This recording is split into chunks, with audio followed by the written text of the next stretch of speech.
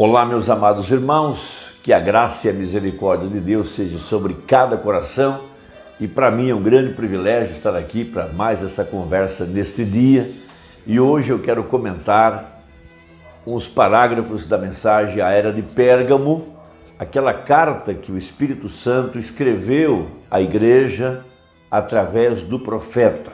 Uma carta excepcional de promessas e mostrando o que Deus quer fazer com a igreja ou está fazendo com a igreja através de sua palavra falada. Todos nós sabemos que a era em que nós estamos vivendo não é mais uma era pentecostal. O avivamento dos dons, que foi chamado o avivamento pentecostal, quando a igreja começou a manifestar os dons de 1 Coríntios, veja, profecias, cura divina e assim por diante. Veja, isso trouxe um tremendo reavivamento. Essa foi a era pentecostal. Mas nós estamos agora na era da noiva, que é chamada a era da pedra angular, o topo da pirâmide. Veja, é a era da cabeça, Cristo mesmo agora, tomando o controle de toda a situação, tomando o controle de toda a igreja e abrindo os mistérios da palavra, que não poderiam ser abertos enquanto não chegasse a era da pedra angular, enquanto não chegasse a era da cabeça.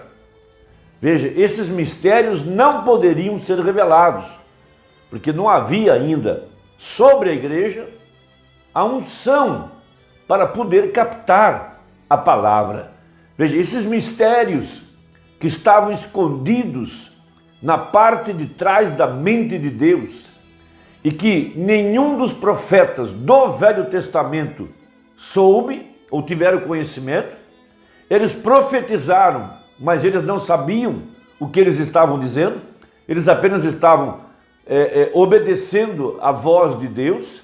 Por exemplo, no livro de Zacarias, quando ele tem a visão dos 7 castiçais e das 2 oliveiras pingando azeite, o anjo perguntou para ele: entendes tu isto a respeito dos castiçais? Ele disse: não. Ou seja, ele conhecia o símbolo, mas ele não entendia o significado do símbolo. Por isso, até hoje os judeus não entendem o que significam os símbolos usados por Moisés no tabernáculo e posteriormente por Salomão. Eles não tinham a luz disso, porque a noiva era um mistério escondido dentro de Cristo. Veja, e a partir do ministério de Jesus Cristo, a partir de sua morte no Calvário, foi quando esse mistério pôde ser aberto, porque a noiva foi tirada de dentro dele. Por isso o apóstolo São Paulo, o primeiro profeta, veja, aos gentios aqui no Novo Testamento, sim, ele pôde captar o mistério. Por isso ele disse em Colossenses e demais cartas, veja, o mistério que esteve oculto dentre todos os tempos, mas que agora nos foi revelado aos seus santos, aos quais Deus quis fazer conhecer quais são as riquezas deste mistério. Então a igreja, ela recebe essa unção, a mente de Cristo, para poder captar o que o Espírito quer dizer à igreja. A noiva sabe o que Deus quer fazer com a palavra. Veja, na página 147 da Era de Pérgamo, naquela carta que o Espírito ditou ao profeta, nós temos o seguinte conteúdo: os membros da noiva virgem o amarão e terão os potenciais dele. Veja, pois ele é a cabeça deles e todo o poder pertence a ele. Eles são sujeitos a ele, assim como os membros de nosso corpo são sujeitos à nossa cabeça. Notem a harmonia do Pai e do Filho. Jesus nunca fez nada sem que primeiro lhe fosse mostrado pelo Pai. João 5,19. Esta harmonia deve agora existir entre o noivo e sua noiva, e ele lhe mostra sua palavra de vida. Ela a recebe, ela nunca duvida dela, portanto, nada lhe pode causar dano, nem mesmo a morte. Porque se a semente for plantada, a água a levantará novamente. Eis aqui o segredo disso. A palavra está na noiva, como estava em Maria. A noiva tem a mente de Cristo, porque ela sabe o que Ele quer que seja feito com a palavra. Deixe-me repetir, porque esse é o meu ponto.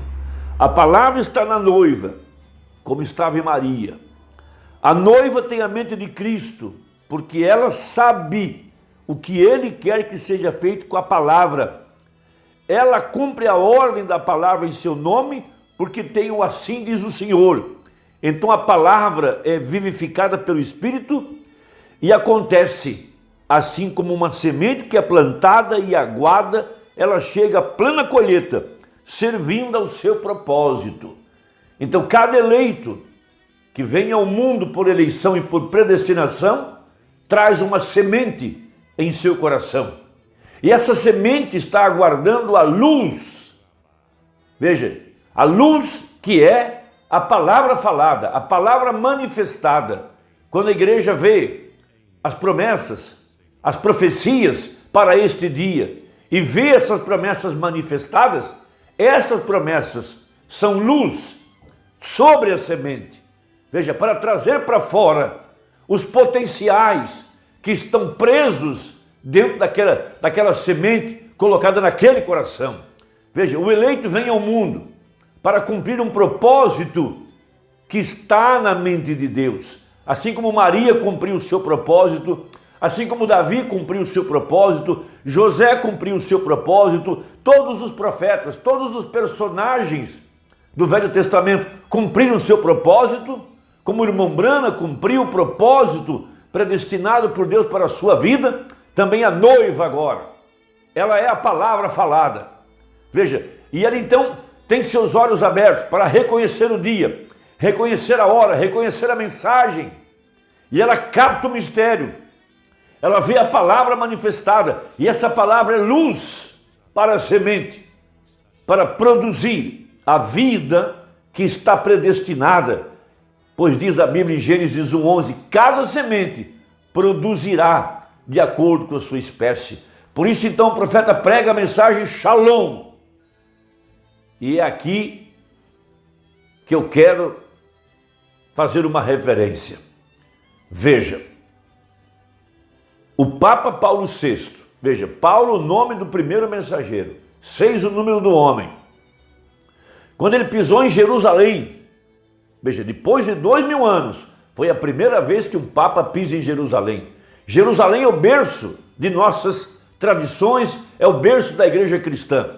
De lá veio Jesus, de lá vieram os apóstolos, veja, e de lá então surgiu a luz. Veja, o mesmo Senhor, veja, o mesmo Jesus, essa mesma luz que brilhou para a primeira igreja, brilharia aqui no tempo do fim, para a igreja do tempo final, porque haveria luz no entardecer, de acordo com a profecia. Então veja, os trabalhadores da hora 1/10, o anjo do Senhor já estava no campo, o Espírito Santo, veja, para trazer aquela semente eleita e predestinada de Malaquias 4, de Apocalipse 10:7. Por isso os magos do Oriente, nos dias de Jesus, disseram, vimos a sua estrela no Oriente e viemos a adorá-lo. Veja, o profeta pregou a mensagem sobre isso, todos nós sabemos. Veja, essa mesma luz, esse mesmo Espírito Santo, brilhou sobre a palavra, brilhou sobre a Escritura. Veja, e essa luz trouxe perfeitamente Malaquias 4, Apocalipse 10:7 e Lucas 17:30. Agora veja, essa luz trouxe o anjo de Malaquias 4. Então, quando o Papa Paulo VI pisou em Jerusalém, houve um eclipse da lua.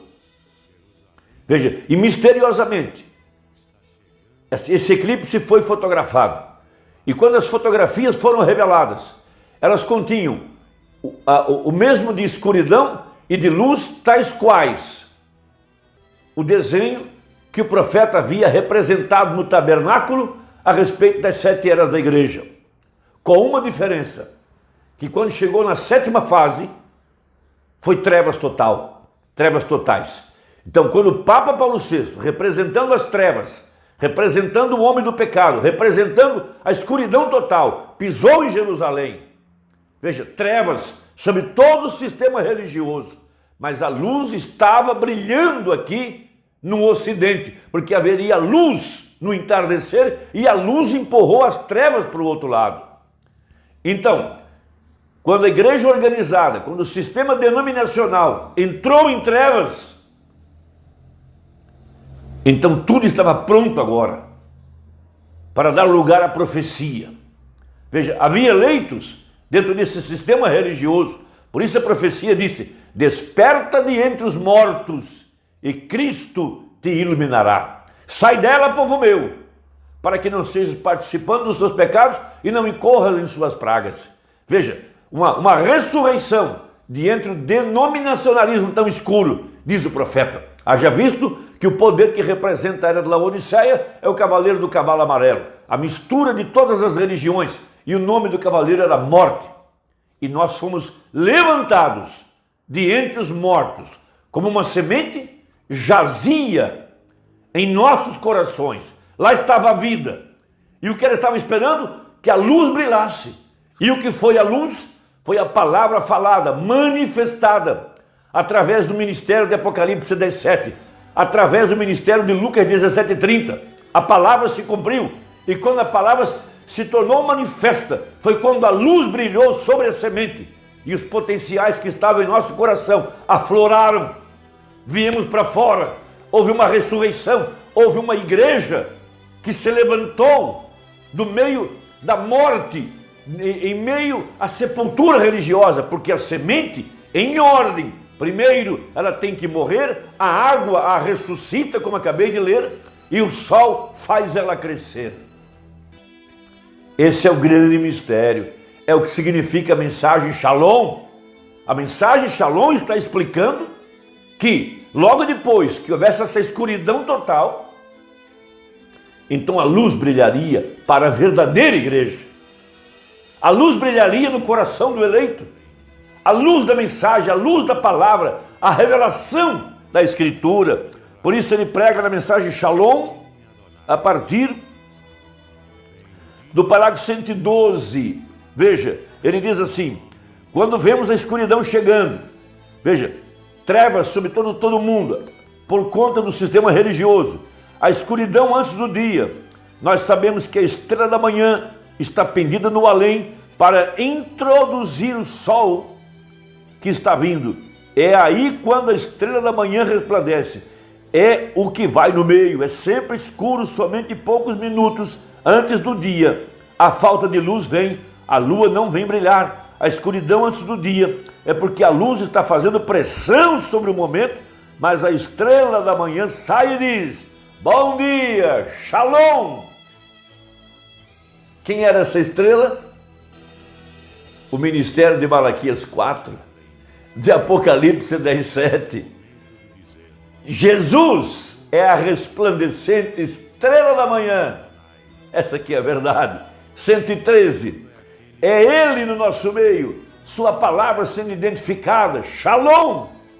O grande dia está se preparando para romper. Quando a eterna manhã se romper, linda e resplandecente, quando os seus escolhidos se ajuntarem em suas casas ali no céu, quando a chamada for feita no além, lá eu estarei. Nossos nomes estão em seu livro e nós estaremos lá. Shalom, bom dia, paz seja convosco. Não é o fim para nós, amados. Foi a ressurreição de entre a escuridão. Veja, a escuridão está preparando a si mesma, ou está separando a si mesma da luz.